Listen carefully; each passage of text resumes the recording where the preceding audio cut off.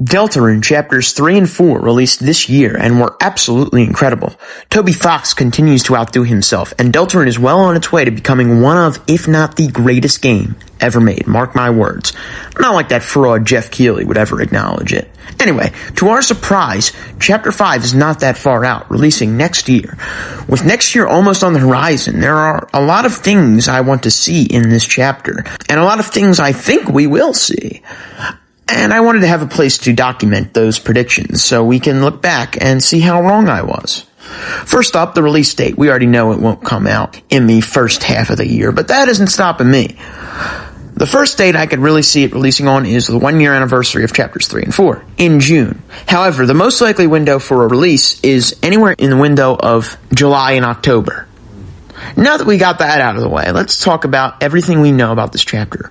We know it was originally going to be released alongside 3 and 4 before being delayed. This is important because it means some story arcs from the previous 2 chapters will be continued and possibly even wrapped up here. Namely, Ralsei's journey of self-discovery will definitely be explored more in this chapter. He'll begin to embrace his own desires, his own feelings, and realize that his happiness is important too. I could see him learning similar things to what Susie learned in Chapter 4, that having hope crossed on your heart will allow them to change the prophecy. Now for the setting. Obviously this chapter will be during the festival and will heavily explore the goat Asgore. I believe he will create a dark fountain using his black shard in the flower shop. He will do this right after inviting Toriel to his shop, since his goal is to prove whatever it is he saw actually happened.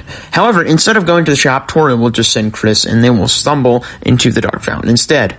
This goes into my main plot predictions. I think Asgore's goal definitely involves proving to others what really happened to Des. However, after creating his dark world, Asgore's plans will go awry. The 7 flowers Asgore has in his shop will come to life in the dark world and not only capture him, but put him under their control, basically possessing him. You see, my bold prediction is that the gameplay of this chapter won't see us traveling to the Dark Fountain to seal it. Rather, I believe we will start at the Dark Fountain, and throughout the chapter we'll travel to the place that Asgore is being kept, ultimately leading to the final fight of the chapter being the 7 flowers puppeting Asgore and using their combined powers. However, this structure will also be quite different, as my idea will be traveling back and forth between the Light World, the Dark World, and Castletown freely at will.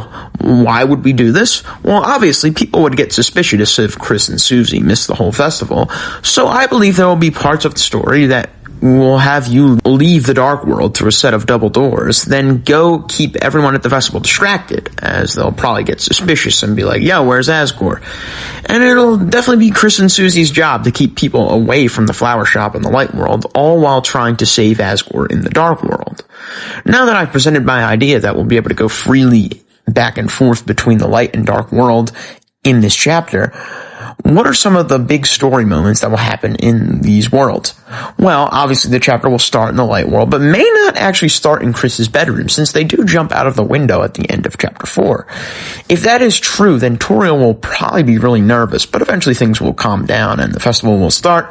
We'll be able to explore it a little bit and have a grand old time, probably get some creepy moments with Noelle on the weird route, but otherwise, on the normal route, on your normal typical playthrough, it will be pretty awesome and wholesome stuff. We'll probably be able to go to Castletown during this time and see the Chapter 4 Darkners there. All this until Asgore probably catches a glimpse of Toriel and Sans, or maybe gets manipulated by Carol.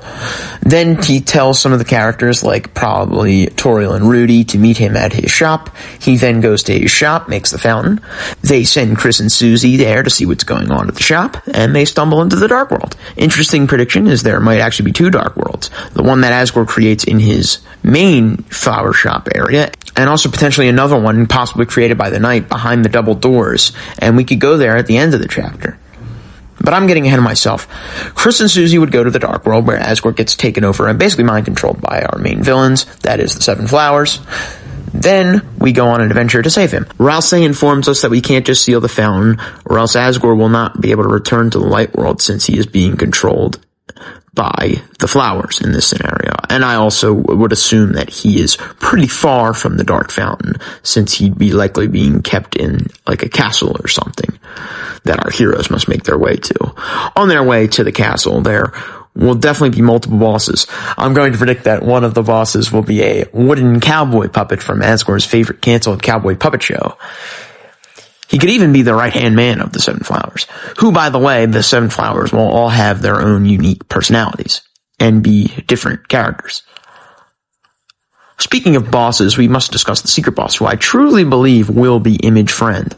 I think it's pretty safe to assume that the friend is the pointed tail behind Dess's disappearance, and it's probably the thing that Asgore wants to show people really exists. So it just wouldn't be right if this chapter happened without him.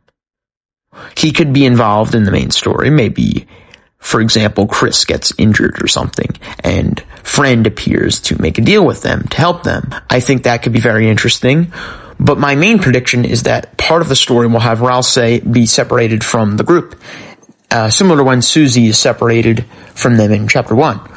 But with Ralsei, we'll be able to order him around. We'll be able to tell him, like, which direction to go. And if you tell him to go a certain direction, you'll find and fight Friend with Ralsei alone. Maybe there's like a hint earlier in the chapter that if you go in a specific area or like follow a specific like order of directions inside, we'll say like this is like a flower maze inside the castle that Ralsei finds himself alone in. All these crazy shenanigans will ensue while going back and forth between the light world to keep people away from Flower King, distract them, and assure them that nothing strange is happening when Chris and Susie disappear for hours, honest. But there will be one person who doesn't believe them. That person will be Noelle, who will follow them back into Flower King and into the Dark World, where she will discover that it all wasn't a dream after all. So, for the first time in any of these chapters, midway through Chapter 5, we'll finally have a full party of Chris, Noelle, Susie, and Ralsei. Together, you'll free Asgore and defeat the Seven Flowers, only to seal the fountain and return to the Light World, and discover a second dark fountain behind the double doors in the back of Asgore's flower shop. This one would be created by the Knight rather than Asgore himself. Together, Chris, Susie, Noelle, and Asgore will go into the second dark world and confront the Knight. This is when shit goes down. The gang will battle the Knight, but the Knight will get the better of them. The ending will differ if you're on the normal route or the weird route. If you're on the normal route, Chris will turn on the heroes and fully align with the Knight as the Knight's identity is revealed.